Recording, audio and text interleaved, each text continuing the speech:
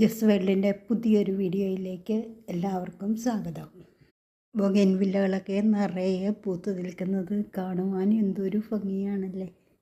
എൻ്റെ കയ്യിൽ 60ഓളം variety hybrid ബൊഗൈൻവില്ലകൾ ഉണ്ട്. ഇത് ഞാൻ പലയിടത്തു നിന്നും വാങ്ങി വളർത്തുന്നവയാണ്. ചെറിയ തൈകളാണ് വാങ്ങിക്കുന്നത്.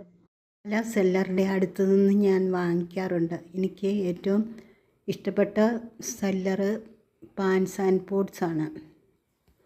ഇവിടെ നിന്നാണ് ഞാൻ കൂടുതലും വാങ്ങിക്കുന്നത്.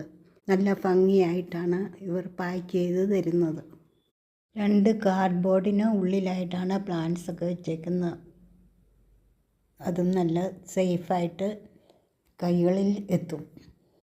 ഒരു ഇല പോലും കൊഴിയാതെ, ഒരു ഇലയ്ക്കോ തണ്ടിനോ ഒന്നും ഒരു വാട്ടവും ഇല്ലാതെ നല്ല ഫ്രഷായി തന്നെ കിട്ടും.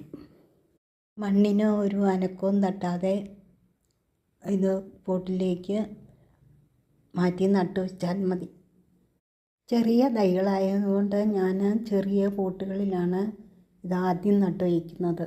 പിന്നീട് കുറച്ച് വലുതായി കഴിഞ്ഞ് വലിയ പോട്ടുകളിലേക്ക് മാറ്റി നട്ടാൽ മതിയല്ലോ. മണ്ണും മണലും ചാണകപ്പൊടിയും കൂടെ കുറച്ച് വേപ്പിൻ പിണ്ണാക്കും എല്ലുപൊടിയും കൂടെ ചേർത്ത മിശ്രിതം 1/4 ഭാഗത്തോളം നിറയ്ക്കുക.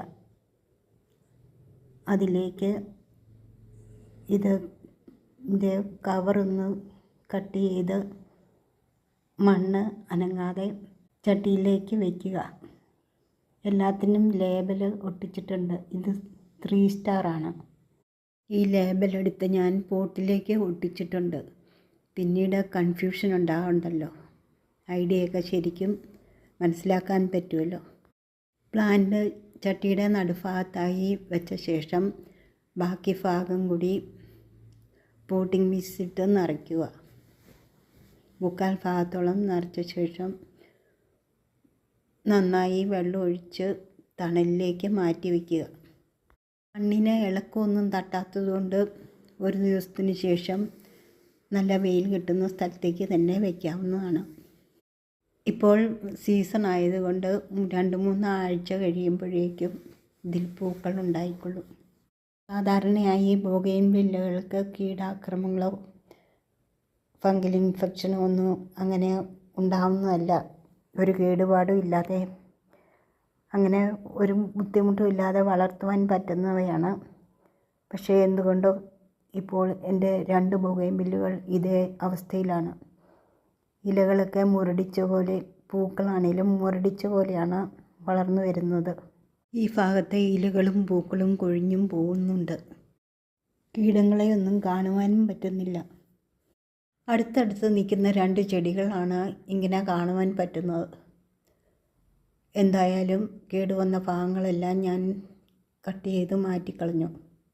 ബാക്കിയുള്ള ചെടികൾക്കും ഇത് ബാധിക്കാതിരിക്കുവാൻ വേണ്ടി കട്ട് ചെയ്ത ഭാഗങ്ങളെല്ലാം ഞാൻ ദൂരെ കൊണ്ടേ കളഞ്ഞിട്ടുണ്ട്.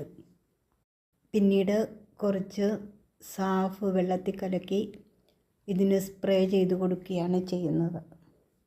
അറ്റാക്ക് ഉണ്ടായ 2 ചെടികളുടെയും എല്ലാ ഭാഗത്തും നന്നായി സ്പ്രേ ചെയ്ത് കൊടുത്തിട്ടുണ്ട്.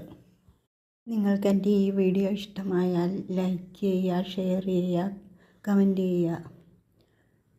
ആദ്യമായി വീഡിയോ കാണുന്നവരാണെങ്കിൽ സബ്സ്ക്രൈബ് ചെയ്ത് സപ്പോർട്ട് ചെയ്യുക. പുതിയൊരു വീഡിയോയുമായി വരും വരെ ബൈ. Thank you.